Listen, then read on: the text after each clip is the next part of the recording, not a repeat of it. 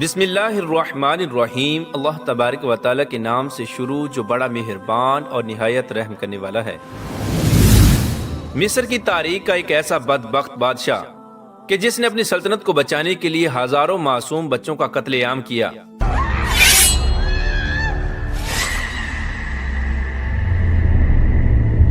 لیکن پھر بھی وہ اللہ تبارک و تعالیٰ کی خفیہ تدبیر سے بچ نہ سکا۔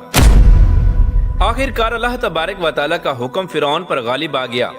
اور خدائی کا دعویٰ کرنے والے فرعون کو اللہ تبارک و تعالیٰ نے صفحہ ہستی سے مٹا دیا اور اس کو رہتی دنیا کے لیے عبرت کا نشان بنا دیا۔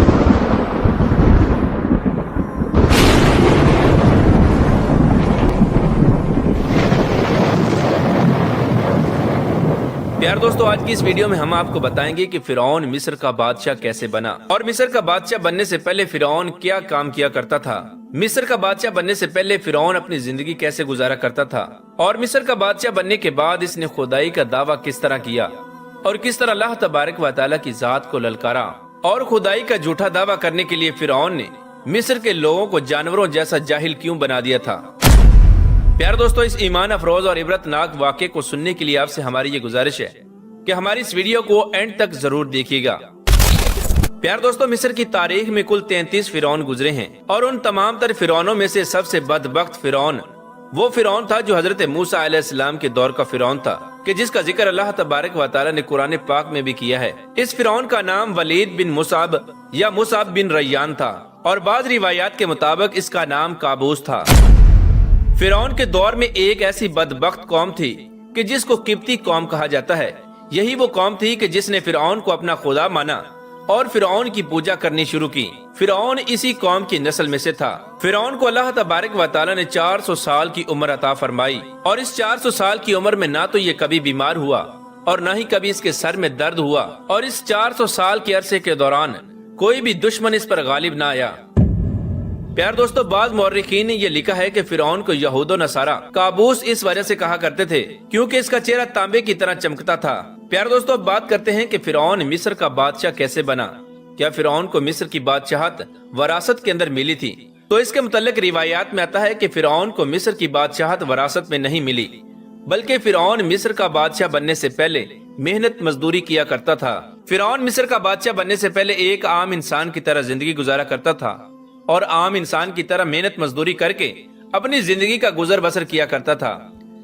ایک دن فرعون اس محنت مزدوری سے تنگ آ گیا اور بازار کی طرف نکل پڑا۔ وہاں پر اس کی ملاقات ایک شخص سے ہوئی جس کا نام تاریخ میں حامان کے نام سے ملتا ہے۔ دیکھتے ہی دیکھتے فرعون اور حامان کی ملاقات دوستی میں بدل گئی۔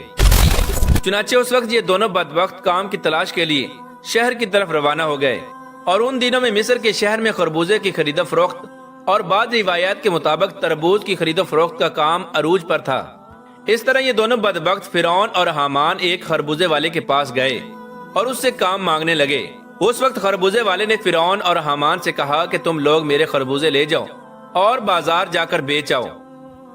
اگر تم لوگوں نے میرے خربوزے بازار میں بیچ دیے تو میں تم دونوں کو کھانے کے لیے دوں گا۔ چنانچہ خربوزے والے کی یہ بات سن کر فرعون نے حامان سے کہا کہ تم یہیں رکو، میں یہ خربوزے لے جاتا ہوں اور بازار میں بیچ آتا ہوں۔ چنانچہ اس طرح حامان وہیں پر رک گیا اور فرعون وہ خربوزے لے کر بازار کی طرف چلا گیا۔ جب فرعون بازار میں پہنچا تو فرعون نے دکانداروں سے خربوزے خریدنے کا کہا۔ فرعون کی یہ بات سن کر دکانداروں نے فرعون سے کہا کہ ہمارے بازار کا یہ دستور ہے کہ ہم لوگ ادھار مال خریدتے ہیں اور بیچنے کے بعد اس کی رقم ادا کرتے ہیں۔ چنانچہ فرعون ان دکانداروں کی یہ بات سن کر کچھ دیر کے لیے خاموش رہا اور پھر اسی دستور کے مطابق سامان بیچ کر فرعون واپس چلا آیا اور واپس آ کر خربوزے کے مالک سے کہنے لگا کہ مجھے یہ کام اچھا نہیں لگتا،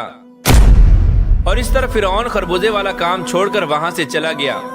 اب فرعون کو کسی ایسے کام کی تلاش تھی کہ جس کے اندر فرعون کو زیادہ سے زیادہ پیسے مل سکیں اور وہ امیر بن سکے۔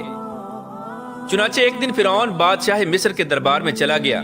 اور بادشاہ مصر کے سامنے اپنی درخواست پیش کی۔ فرعون بادشاہ مصر سے کہنے لگا کہ میں بہت دور سے آیا ہوں۔ فرعون بادشاہ مصر سے کہنے لگا کہ میں یہاں پر کام کی تلاش میں آیا ہوں اور میری یہ حالت ہے کہ میں کھانے پینے سے بھی عاجز ہوں۔ برائے مہربانی مجھے مصر کی اسی سلطنت کے کسی شہر میں بطور فدوی کوئی کام دے دیا جائے۔ چنانچہ اس وقت مصر کے بادشاہ نے فرعون کی یہ بات سن کر فرعون سے کہا کہ تو کون سا کام کرنا چاہتا ہے؟ بادشاہ مصر کی یہ بات سن کر فرعون بادشاہ سے کہنے لگا کہ مجھے مصر کے قبرستان کی دروگی دے دی جائے اور اس کے بدلے میں بطور فدیہ میں کچھ رقم شاہی خزانے میں جمع کروایا کروں گا، اور میں چاہتا ہوں کہ میری اجازت کے بغیر مصر کے قبرستان میں کوئی بھی اپنا مردہ دفن نہ کرے۔ فرعون کی یہ بات سن کر اس وقت کے بادشاہ مصر نے فرعون کو مصر کے قبرستان کی دروگی دے دی۔ اس طرح مصر کے قبرستان کی دروگی ملتے ہی فرعون بہت خوش ہوا اور خوشی خوشی قبرستان کے دروازے پر جا کر بیٹھ گیا اور خوشی خوشی انتظار کرنے لگا کہ اب کون آتا ہے جو اپنے مردے کو اس قبرستان میں دفن کرے گا۔ چنانچہ قدرت الہی سے ایسا ہوا کہ اسی سال مصر کے اندر ایک خوفناک وبا پھیل گئی، جس وبا کی وجہ سے مصر کے بہت سارے لوگ مرنا شروع ہو گئے۔ چنانچہ فرعون نے جب یہ منظر دیکھا تو فرعون بہت خوش ہوا اور فرعون نے ہر مرنے والے شخص کے وارثوں سے ایک ایک سونے کا درم لینا شروع کر دیا، اور اس طرح فرعون کے پاس کچھ ہی عرصے میں بہت زیادہ مال و دولت اور روپیہ پیسہ جمع ہو گیا اور فرعون امیر ترین شخص بن گیا۔ اتنا زیادہ مال و دولت آنے کے بعد فرعون نے یہ سوچا کہ کیوں نہ مصر کے تمام قبرستانوں کی دروگی لے لی جائے اور مصر کے تمام قبرستانوں کو اپنے انڈر کر لیا جائے۔ چنانچہ فرعون نے ایسا کرنے کے لیے مقربان بادشاہ کے لوگوں کو کچھ پیسے دیے اور مصر کے تمام قبرستانوں کی دروگی حاصل کر لی۔ پیارے دوستو، اس طرح فرعون مصر کے قبرستانوں کی دروگی کے ذریعے بادشاہ مصر کے خزانے میں بہت سارا پیسہ جمع کرواتا، جس کو دیکھ کر بادشاہ مصر بہت خوش ہوتا۔ شاہی خزانے میں اتنا مال و دولت جمع کروانے کی وجہ سے بادشاہ مصر فرعون سے پیار کرنے لگا اور اس کو عزت دینے لگا۔ چنانچہ اسی دوران قدرت الہی سے ایسا ہوا، اس وقت مصر کا وزیر مر گیا، اور چونکہ فرعون اس وقت بادشاہ مصر کا بہت زیادہ مقرب اور محبوب بندہ بن چکا تھا، لہٰذا بادشاہ مصر نے فرعون کو ہی مصر کا وزیر مقرر کر دیا۔ اس طرح فرعون کو اقتدار ملتے ہی فرعون اپنے اقتدار کے نشے میں بدمست ہو گیا، اور اقتدار کے نشے میں بدمست ہو کر فرعون نے اپنے دوست حامان کو اپنے پاس بلا لیا۔ اس طرح فرعون کا دوست حامان جب فرعون کے پاس آیا تو فرعون حامان سے کہنے لگا کہ میں یہ چاہتا ہوں کہ میں خدائی کا دعویٰ کروں اور تمام مصر کے لوگ میری عبادت کریں اور میری پوجا کریں اور مجھ کو اپنا سب سے بڑا خدا مانیں۔ فرعون کی یہ بات سن کر حامان ایک دم حیران ہو گیا، اور کچھ دیر سوچنے کے بعد حامان فرعون سے کہنے لگا کہ اگر تو ایسا کرنا چاہتا ہے تو سب سے پہلے مصر کے تمام لوگوں کو اپنے ہاتھ میں لے لے اور ان کے دل میں اپنی جگہ بنا اور ان کے دل میں اپنی محبت پیدا کر۔ چنانچہ حامان کی یہ بات سن کر فرعون حامان سے کہنے لگا کہ ایسا کرنے کے لیے ہمیں کیا کرنا چاہیے اور کس طرح ہم مصر کے لوگوں کے دلوں میں اپنی جگہ بنا سکتے ہیں، کیونکہ اس وقت مصر کے زیادہ تر لوگ حضرت یعقوب علیہ السلام اور حضرت یوسف علیہ السلام کے دین پر تھے۔ فرعون اپنے دوست حامان سے کہنے لگا کہ اس کام کو کرنے کے لیے کوئی تدبیر نکالو تاکہ میں خدائی کا دعویٰ کر سکوں۔ چنانچہ حامان فرعون کی یہ بات سن کر کچھ دنوں تک سوچتا رہا، اور کچھ دن سوچنے کے بعد آخر کار یہ تدبیر نکالی کہ بادشاہ مصر کے دربار میں ایک درخواست دی جائے کہ میں یہ چاہتا ہوں کہ مصر کے تمام لوگوں کی تمام تر خواہشات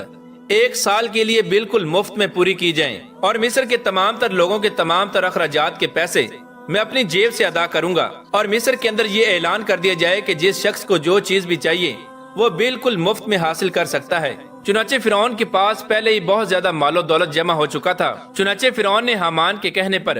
بادشاہ مصر کے دربار میں یہ درخواست جمع کروا دی۔ چنانچہ اس وقت کے بادشاہ مصر نے فرعون کی یہ درخواست دیکھی اور اس کی درخواست کو قبول کر لیا، اور ایک سال تک مصر کے تمام تر لوگوں کو ان کی ضروریات زندگی کی تمام تر اشیاء بالکل مفت میں دی گئیں، اور ایک سال میں ہونے والے تمام تر اخراجات کی رقم فرعون نے حامان کے ہاتھوں بادشاہ مصر کے خزانے میں جمع کروا دی۔ چنانچہ فرعون کے اس عمل کو دیکھ کر مصر کے لوگ بہت خوش ہوئے اور فرعون کو ایک اچھا انسان سمجھنے لگے۔ اس کے بعد فرعون نے خدائی کا دعویٰ کرنے کے لیے اور مصر کے لوگوں کے دلوں میں اپنی جگہ بنانے کے لیے ایک اور چال چلی، اور مزید 2 سال تک مصر کے تمام تر لوگوں کی تمام تر ضروریات کو بالکل فری میں پورا کیا گیا۔ چنانچہ فرعون کے اس عمل کو دیکھتے ہوئے مصر کی تمام تر رعایا فرعون سے بہت خوش ہوئی، اور مصر کے تمام تر غریبوں نے فرعون کی ترقی اور کامیابی کے لیے بہت ساری دعائیں کی۔ پیارے دوستو، یہ وہ وقت تھا کہ جب فرعون کا نصیب بدلنے والا تھا۔ چنانچہ قدرت الہی سے ایسا ہوا کہ ادھر مصر کی تمام تر رعایا فرعون کے اس عمل سے بہت زیادہ خوش تھی، اور ادھر قدرت الہی سے مصر کا بادشاہ مر گیا۔ چنانچہ اس وقت اس مرنے والے بادشاہ کا کوئی بھی والی وارث نہ تھا جو اس کے تخت پر بیٹھتا اور اس کی بادشاہت کو سنبھالتا۔ اس طرح بادشاہ مصر کو دفن کرنے کے بعد 3 دن تک مصر کے تمام تر لوگ عیادت کے لیے بادشاہ مصر کے دربار میں آتے رہے، اور چوتھے روز مصر کے تمام تر لوگ بادشاہ مصر کے دربار میں جمع ہوئے، جن کے اندر بڑے بڑے قاضی اور مفتی، امراء، غربا، چھوٹے بڑے ہر طرح کے لوگ شامل تھے۔ اس طرح جب یہ تمام لوگ بادشاہ کے دربار میں جمع ہوئے تو ایک دوسرے سے کہنے لگے کہ اب بادشاہ مصر کے تخت پر کس کو بٹھایا جائے، کیونکہ بادشاہ کے بغیر ملک بے سر و پا ہو چکا ہے۔ چونکہ اس وقت تمام مصر کے لوگوں نے فرعون کی طرف سے یہ اچھائی دیکھی تھی کہ فرعون نے مصر کے تمام تر لوگوں کی تمام تر ضروریات کو 3 سال تک بالکل مفت میں پورا کیا تھا، لہٰذا مصر کے تمام تر لوگ فرعون کو ایک بہت ہی اچھا اور نیک دل انسان سمجھتے تھے۔ پیارے دوستو، مصر کے تمام تر لوگ فرعون کی یہ خیر خواہی دیکھ کر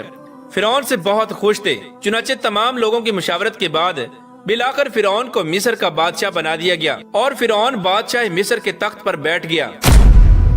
اور اس طرح فرعون پر قسمت مہربان ہوئی اور یہ ایک مزدور سے مصر کا بادشاہ بن گیا۔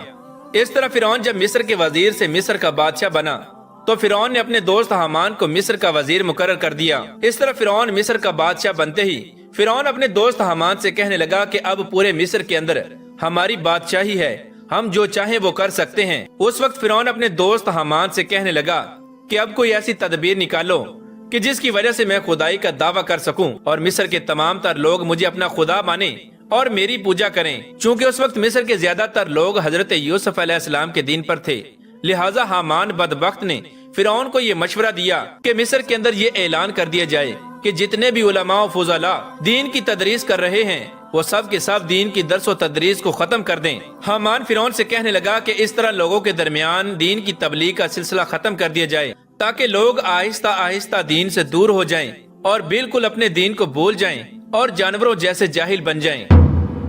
اور آئندہ آنے والی نسل جو پیدا ہوگی وہ دین سے بے خبر اور جاہل پیدا ہوگی۔ حامان فرعون سے کہنے لگا کہ جب لوگ اس طرح جاہل بن جائیں گے تو اس وقت تم خدائی کا دعویٰ کر دینا، اس وقت تمام لوگ تم کو اپنا خدا ماننے لگیں گے اور تمہاری پوجا شروع کر دیں گے۔ چنانچہ فرعون نے حامان کی یہ بات سن کر ایسا ہی کیا، اور مصر کے اندر تمام دینی درسگاہوں کو بند کر دیا گیا، اور آہستہ آہستہ لوگ دین سے دور ہونے لگے، اور آئندہ پیدا ہونے والی نسلیں دین سے بے خبر اور جاہل پیدا ہونے لگیں۔ اس وقت مصر کے تمام تر لوگ دین کی دوری کی وجہ سے اور تعلیم کی دوری کی وجہ سے جانوروں جیسے جاہل بن چکے تھے۔ فرعون نے جب یہ منظر دیکھا تو فرعون بہت خوش ہوا۔ اس وقت فرعون نے تمام لوگوں کو بت پرست بنانے کے لیے اور خود کو خدا کہلوانے کے لیے یہ چال چلی کہ تمام لوگ اپنے اپنے گھروں میں بت بنا کر اس کی پوجا کیا کریں اور ان کے سامنے سجدہ کیا کریں۔ چنانچہ فرعون کے حکم کے مطابق تمام مصر کے اندر ہر گھر میں بت بنائے گئے اور ہر گھر میں بت پرستی شروع ہو گئی۔ جب فرعون نے یہ دیکھا کہ مصر کے تمام تر لوگ اللہ تبارک و تعالیٰ کی ذات کو بھول چکے ہیں